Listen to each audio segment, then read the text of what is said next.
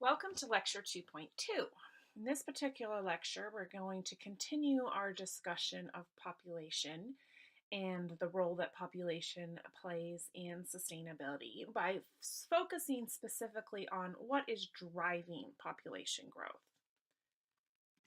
So by the end of this lecture, you should be able to define a number of factors that affect population size. That includes biological factors, social, economic, and political factors. And really think through how all of those things are interconnected as well. And then also by the end of the lecture, you should be able to define factors that actually limit population growth. So things that slow down population growth and stop population growth from accelerating. The key terms from this particular lecture are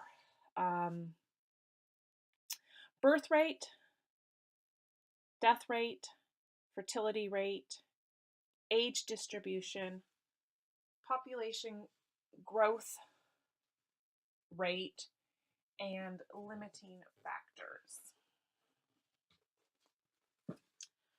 Okay, so I'm just going to read something to you all to sort of get you in the right framework. There are a lot of misconceptions about human population issues, and many of those are because there's a lack of clarity about terms. So when we use the term human population growth, or when we hear it, there are misunderstandings that arise. Population growth is defined as the limiting of population increase to the number of live births needed to replace the existing population. So we'll define that a little bit further as we go through. But sometimes when we focus on population growth, people think what we're talking about is a need or us asserting a need to control human reproduction rights. And the use of the word control often sets off red flags, particularly in countries like the United States that are based on democratic principles, where we don't like to, or by right, we have the right to choose for ourselves things about our bodies. So this concept of human population growth can be a loaded term that is difficult for some people. There also can be a lack of clarity when people use the term population rate of population growth or rate of population decline. People need to be aware that the rate of human population growth can be a declining rate. So just because we're talking about population growth does not necessarily mean we're always talking about population growth in an upward direction. We sometimes are talking about it in a downwards direction. So that's another assumption to sort of keep in mind. Another misperception about population growth occurs when people assume that developing countries go through the same processes in terms of population trends that developed countries have gone through. So we'll talk about that a little bit in a future lecture. And then another really big thing that I want us to focus on is this idea that the population problems of developing countries are not an issue that we need to worry about in the United States. That's obviously a huge misconception. Yes, we do not have a population growth problem in the United States. That is very true. However, population growth on a global scale affects people on a global scale. Human activities from our population growth now are so large that globally it is affecting our climate, our ecosystems, not just in the country where that growth is happening, but in the United States and the rest of the world. The total impact of people on the environment is proportionate to the number of people. And if we are to reduce the total impact of people on the environment, we have to address population growth. Um,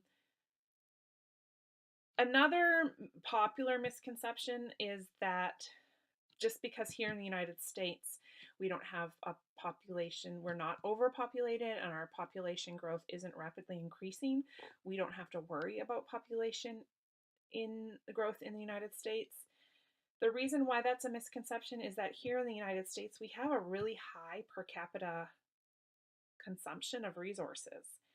And even though we might not have a lot of, we might have population growth under control, it might be stabilized. That's not to say that we do not have that our population numbers do not have an impact on our environment. So, those are sort of some of the misconceptions that we will be dealing with as our semester progresses, or as this lecture progresses. So in a minute, I want you to pause the lecture, and there's three things that I want you to write down, respond to, and then email them to me at kyhc@ksu.edu before you continue with the rest of the lecture.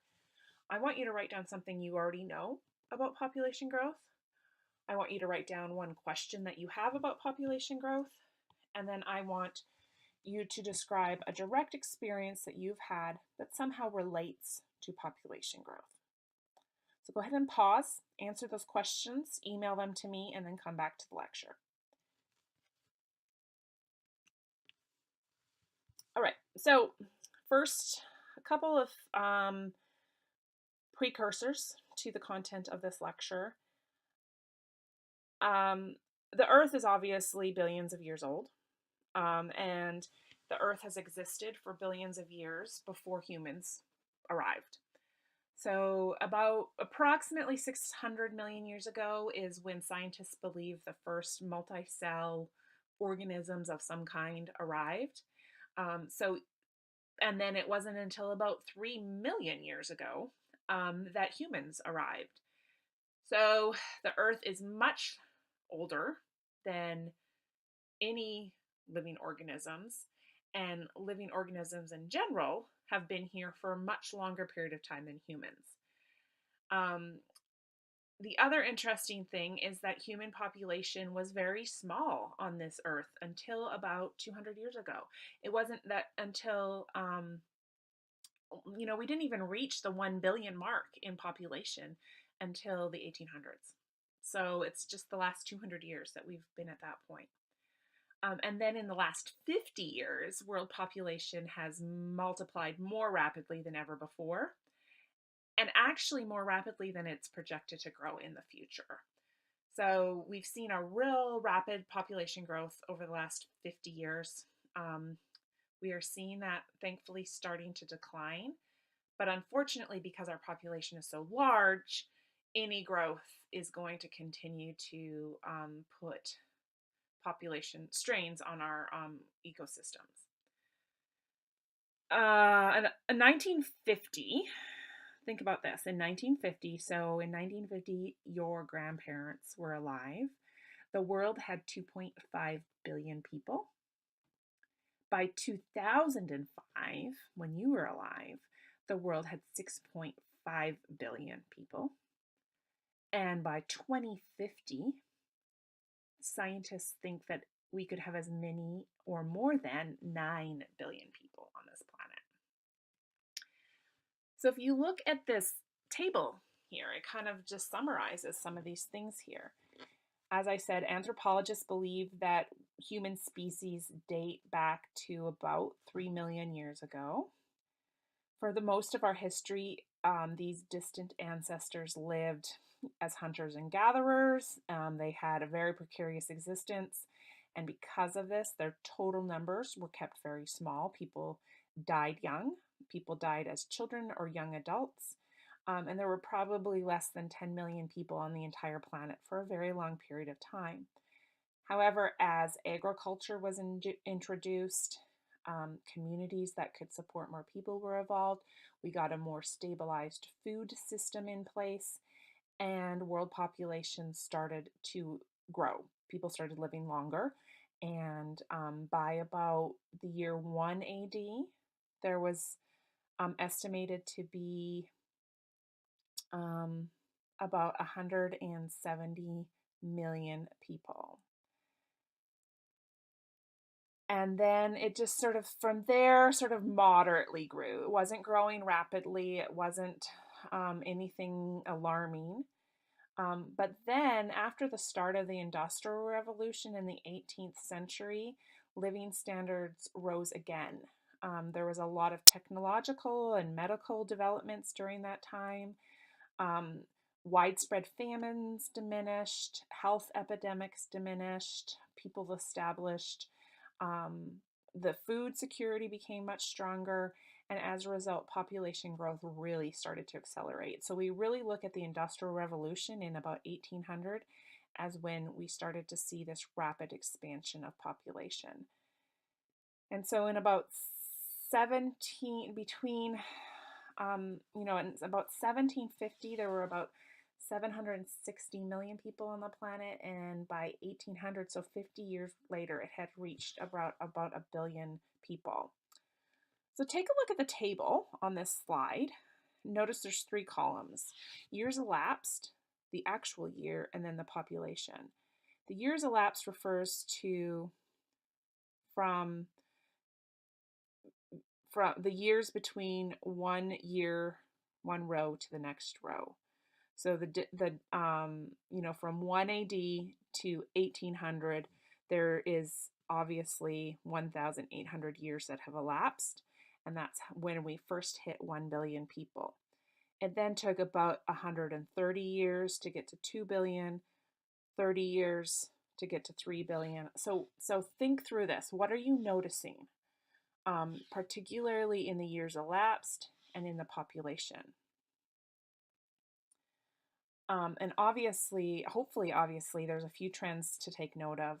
One thing is that the years elapsed between the doubling of our population gotten smaller and smaller and smaller. And currently we're looking at our human population increasing by a billion every 12 years. So we're going from back in the 1800s, it took 100, and we started at a billion people in the year 1800, and it took all the way till 1930 till we hit 2 billion. Now we're going from 6 billion to 7 billion to 8 billion every 12 years approximately. So what's driving all of this? What's causing population growth? Well, there's actually four major things that are driving it. The first one is there's a lot of biological factors: birth and death rates, fertility rates, age distributions, those sorts of things. The second is social factors. There's cultures, traditions, attitudes towards birth control, religious beliefs, all driving population growth. Economic factors, and then of course political factors, so policies related to family planning, immigration policies, etc. So we're going to look at all four of these factors next.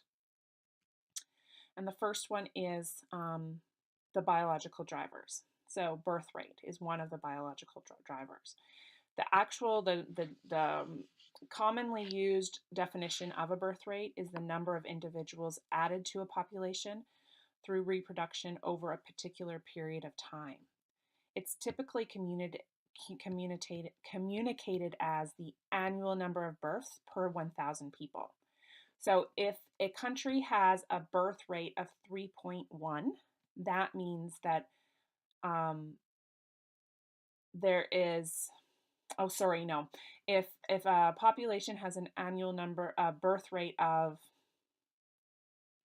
I don't know, this is probably a random number, but it's say 25, that's their birth rate. That means that there are, per every 1,000 people in a country, 25 births every year. Similarly, we have death rate, and the death rate is typically communicated as annual number of deaths per 1,000 people. So birth rate and death rate are defined the same way, just birth versus death. So average life expectancy, which relates to both birth rate and death rate, but more likely death rate. We are experiencing a increase in life expectancy. Life expectancy is typically defined as, or is defined as, an estimate of the expected lifespan of an average newborn child. It's worldwide increasing. Life expectancy is obviously higher in the developed world than in the developing world. Um, but in, like, for example, the 1950s to 1955, the average life expectancy was 48 years. The average person in the world was expected to live about 48 years. Now, in 2015, it was 69 years. And in the United States, in the Western world, it's higher than that. It's in the 70s. People in most countries, although still not all countries, are living longer. We have increased access to healthcare. We have improvements in our diet and our hygiene. We have more effective responses to infectious diseases, and there's many other things that are causing that. We have developments in healthcare and living conditions um, that have just led to an increase in how long we're living. This has not happened uniformly around the world. So as a result, life expectancy continues to vary across the world. Here in North America, we're up to 79 years, which is our average life expectancy. It's the highest in the world. In Europe, it's 77. Latin America, it's about 75. Africa, the Northern Africa and the Middle East, it's about 72. Asia, it's 70. And then, unfortunately, the sub-Saharan Africa, so everything below North Africa, is the only region in the world where life expectancy is below the global average. Currently, life expectancy in sub-Saharan Africa is 55 years. By 2050, life expectancy at birth is projected to be an average of 76 years around the world. And that's an increase, obviously, of 7 years from the current 5-year period of 2010 to 2015. All 6 regions of the world are expected to see an increase in population's life expectancy. So that means that population will grow simply because people are living longer while babies are continuing to be born.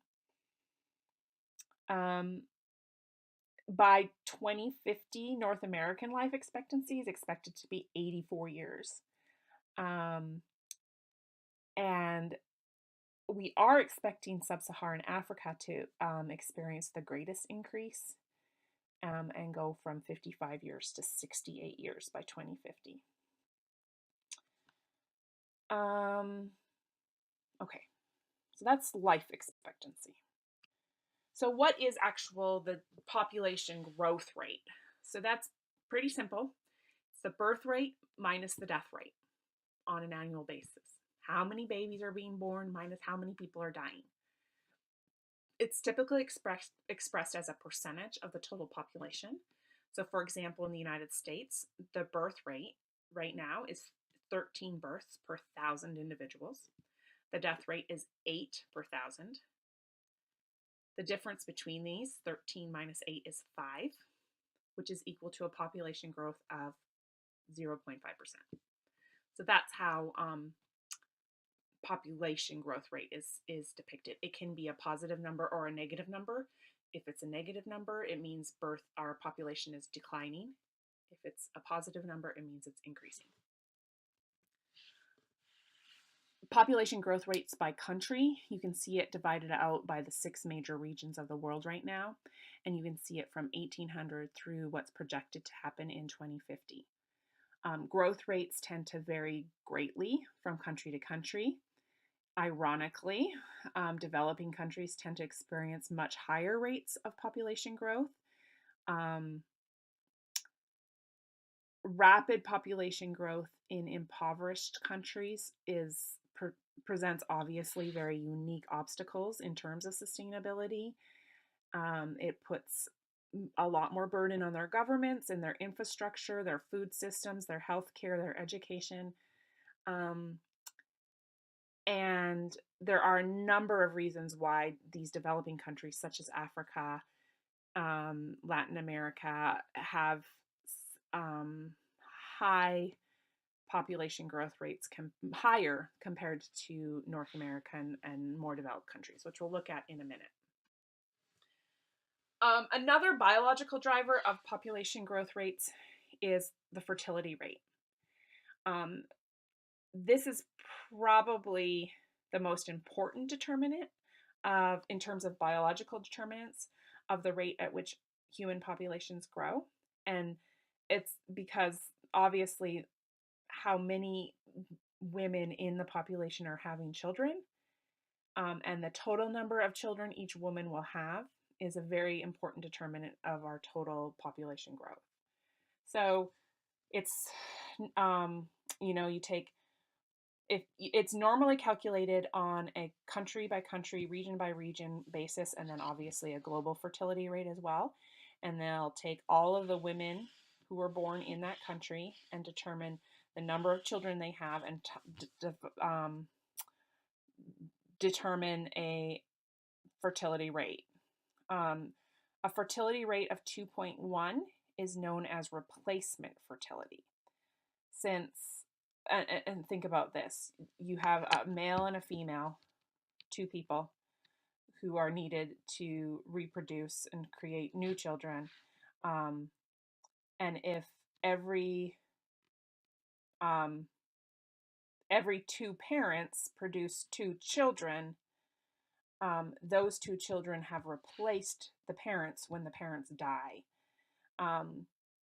So eventually, if you can obtain a global fertility rate of 2.1, you will have stabilized your population growth.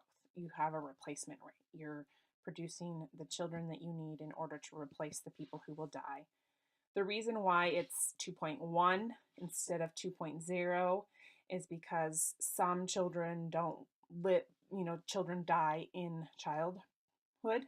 There's infant and child mortality, and so they don't actually make it to adulthood and don't actually replace their parents. But even if we achieve a fertility rate globally of 2.1, we're not going to immediately stabilize our population growth where we have zero growth. First and foremost is because we are living longer. So where our death rates are falling. And so there still is going to be an increase of population for a while, even though it's reproducing at the replacement rate. Okay, so the good, I guess in some ways the good news is global fertility rate is falling. So you can see on the table here from the 1950s projected into the 2050, so that 100-year span, we're currently at 2.5 about for global fertility rate. And it's expected to be 2.1 by the year 2050. So over the last half of a century, global fertility has fallen significantly, and this is because of strategies and policies that we've put in place. In the 1950 to 55 period, the average woman was having about 5 children over the course of her lifetime globally, and in 2010 to 2015, it was down to 2.5. And according to the United Nations, they do expect that to gradually move towards 2.1 on this replacement level by about 2050. So as a result of declining fertility rates, global population growth is slowing down, finally. So if we look at the decades of 1970 to 2010, the number of people on Earth grew about 90% over that time. So we almost doubled our population. But from 2010 to 2050, we're actually only expecting about a 35% increase in our population. So that is encouraging. That's a very positive change in population growth. Age distribution is the final biological driver of population growth, and this is the number of people in each age grouping within a population. If a population or a country has a lot of young people who are raising families or will be having children in the near future, population continues to increase, even if the families are limiting themselves to just two children. Um, Depending on the number of young people within a population, it can take over 20 years to a century for the population of a country to stabilize so that there's no net growth. So even though we're seeing the stabilization slowly happening over on a global scale, we still have countries where the stabilization is not occurring and where the population is continuing to increase within those countries. So those are the biological drivers. Now let's look at some social factors. Um, this is um, this is when you get at why is it that developed countries have lower rates of population growth than lesser developed countries. One of the big things is social factors. Um, One of the most important determinants of fertility rates within a country is um, the status that the woman has within that country. It has a very significant impact on population growth. So we know that in male dominated cultures, where there is less value or little to no value placed on educating women and early marriage is encouraged, um, women become dependent on their husbands. They start having children at a much younger age. They lack educational opportunities, so then they have reduced job opportunities. Um, they then find it difficult to delay marriage. They find it difficult to delay having children. All of these things factor into this. So education level and the value placed on a woman within a culture is a huge determinant of population growth and fertility rates. The higher the educational level of a woman, the fewer children she has. And the better educated a woman is, the more likely she is to have access to and use birth control. Contraceptive use in general is much lower in the developing world than in the developed world. So this all factors in, and there's a lot of resources placed on as a result on placing, educating women and girls so that they have opportunities and access to things that will lower fertility rates. Um, Religious beliefs also factor heavily into population growth. Because there's so much closely tied to religious beliefs and attitudes towards birth control and attitudes towards having children. Among all of the world's major religions, Muslims actually have the highest fertility rates. It's currently at 3.1 children per woman.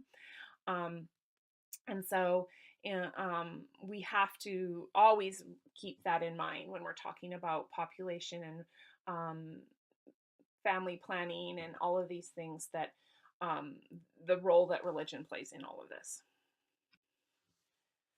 There's also strong economic factors that are determining population growth rates. Countries who are in the early stages of economic development, so developing countries, tend to have higher rates of population growth. Poor parents often want to have a lot of children because it's their insurance for their old age. It's what will um, reassure them that when they are old and can no longer work, they will have children that will take care of them. In very poor countries, child mortality rates are often high, and therefore you have to have more children because you don't know how many of your children will live to adulthood, and you want to make sure you have enough that live to adulthood. Um, so um, having a lot of children in lesser developed countries has other economic benefits. If you have a lot of children, you can also send your children out for employment and for money generating activities. Um, when when you live in a poor country, you're less likely to have things like, welfare payments or social security payments or old age pensions. And, in the developing world, we have all sorts of ways of saving for retirement and ensuring that when we can no longer work, that we aren't dependent on our children. But when you don't have those types of retirement support systems in place, your children are your retirement insurance. And so um, in developing countries, you have a lot of children so that you have that old age insurance. In modern societies like the United States, this isn't necessary, and it's another reason why birth rates often fall. Okay, and then of course we have political factors as well. So, government policy plays a huge role in growth rates and population rates. Governments can encourage people to have children or can encourage people to have fewer children. So, one of the best examples that we're all well aware of is China. China has had population policies in place since the 1950s. They currently have a total country's fertility rate of 1.6, so it's below the replacement rate right now. At one point in time, the government actually completely took away anyone's rights to choose what size of a family they had. They had a one child policy. That policy is no longer in place. But essentially, what the one child policy was that if a couple had one child, they would receive a higher salary. If they had two children, they would, or more, they would actually see a reduction in their salary. Having only one child also meant that the government gave them priority in housing, education, and healthcare. They got higher pensions on retirement. Um, and anybody with more than one child was penalized financially and in other ways. Um, Over time, the one child policy was highly criticized for a number of different reasons. You know, people were starting to um, selective do ultrasounds to determine if they were having a boy or a girl and selectively terminate pregnancies if they were having a girl because boys were seen to be more valuable than girls. A lot of girls were being given up for adoption and abandoned. Um, so although from a human rights perspective, the one child policy is highly criticized and has since been modified and kind of abandoned in its previous form. That's an example of a government population policy that was effective from the viewpoint of limiting population growth. India, on the other hand, they have not had effective policies in place, and their fertility rate right now is 3.1. So they're above the replacement rate. So governments can be very good at controlling population through policy or can be very ineffective.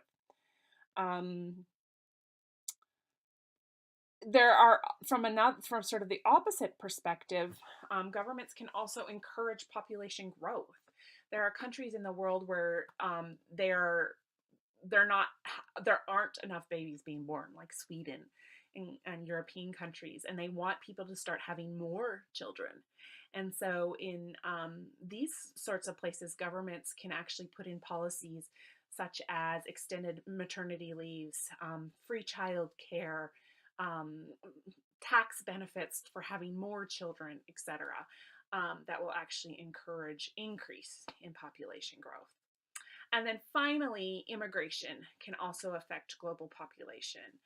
Um, Obviously, just by having somebody move from one country to the next in of itself does not change population size.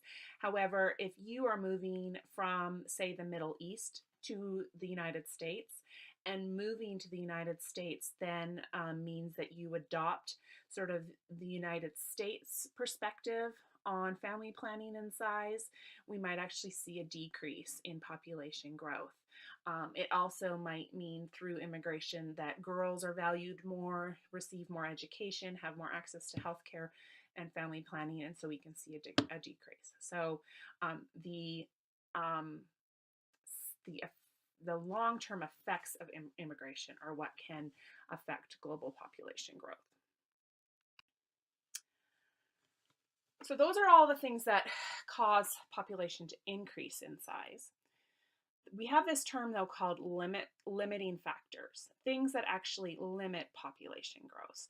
So these are the things that actually can things that happen sort of naturally not through government intervention, but things that sort of are going to occur in the world around us, um, that will control the growth of a population. So I want you to pause the presentation and just write down 4 or 5 things that you can think of besides government policies that could limit population growth. What could happen in the world around us that would cause a population to suddenly decrease in size?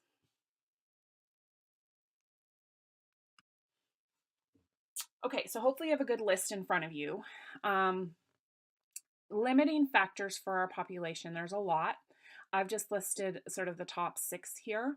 The big one being that all of a sudden there's not enough food to feed everybody. There's too many people on the planet. There's too many people in a country. You have a limited food supplies. You have famine, and through the famine, people die. Other things, though, that could happen is that as we get more people on the planet, we increase our waste and our pollution. We have dirtier water, we have dirtier air, and all of those things lead to increased disease and increased deaths. Predation is not really something that humans would limit human population, but this certainly limits the population of animals. Um, Increased populations of one type of animal could cause increased deaths of other animals through the food chain and through predators eating prey. Increasing temperatures. As we get more people on the planet, we are contributing more greenhouse gases to our atmosphere, which is increasing climate change or contributing to climate change. We're seeing increasing temperatures. Increasing temperatures is going to have all sorts of limiting factors on our population. Floods, droughts, other types of limiting factors that will essentially eliminate large numbers of people at one time, is also a limiting factor. Okay, so one last slide here, and that's just sort of thinking about what's going to happen in the future. As we try to predict what human population will look like in 50 or 100 years from now, we really look at what the age structure of a country is, how many old people are versus young people, how much disease is currently existing in that country, what we expect death rates to be versus birth rates.